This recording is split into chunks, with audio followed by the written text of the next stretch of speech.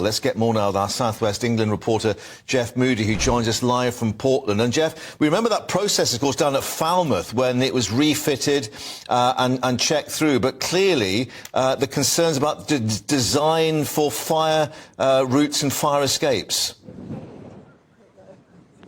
Well, that's right. I mean, it's been here at least 2 weeks, maybe 3, and nothing has been raised so far. But this alarm was raised only this time yesterday, so it's been very recent. We've heard that Wiltshire and Dorset Fire Service came on board at some point yesterday, and they raised certain concerns.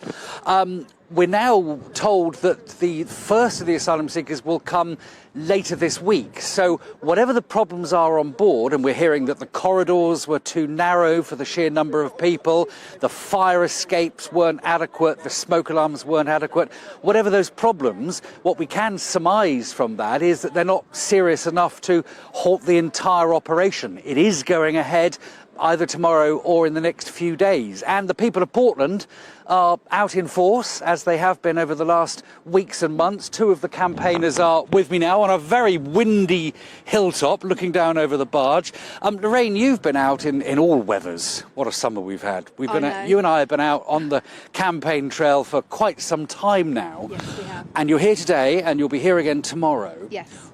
What brings you out every time? So I feel very passionate about this. I love this island, and I've lived on the island for 24 years.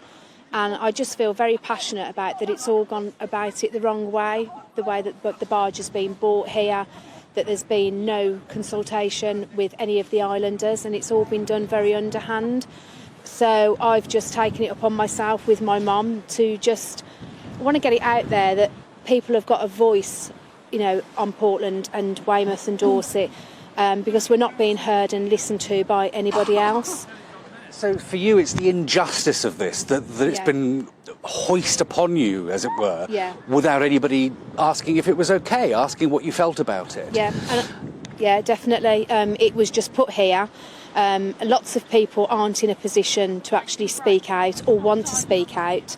So that's where I feel really strongly about, because there isn't the provisions for everything, and I've said this before, on the island to accommodate, and a lot of people are feeling very bitter about what they're getting and what we're able to access ourselves on this island. Jill, people are feeling very bitter, and they are. They're feeling bitter and they're feeling angry.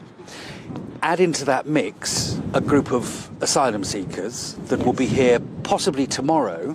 Yes. By the end of the week, they could be queuing up in the post office with you, they could be in the shops with you, in the cinemas with you, walking the streets with you. Yes. How do you think people in Portland will be with the people themselves, with the asylum seekers themselves? Welcoming?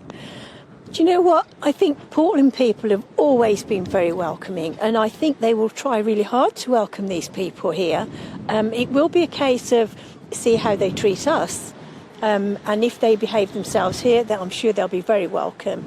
But like my daughter said, it's the fear problem. We've heard and seen lots of things that happen in other towns and where the asylum seekers are, and all the problems that happen there, and we are so afraid that these problems are going to come to Portland, because it's such a beautiful place, it's a lovely peaceful island, and the Portlanders are very, very welcoming. It's like a friendly village, if you like, but also they're going into Weymouth. They will be taken into Weymouth by free buses all the time.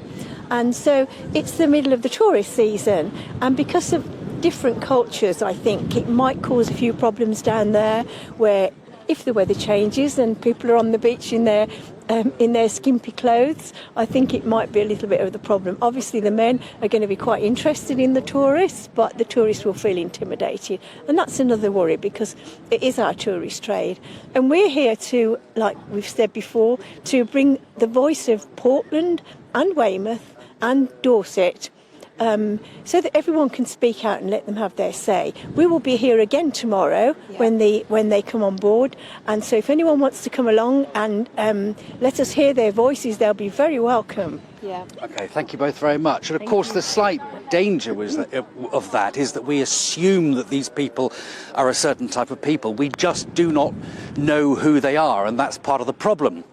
But by the end of the week, we probably will know. Back to you.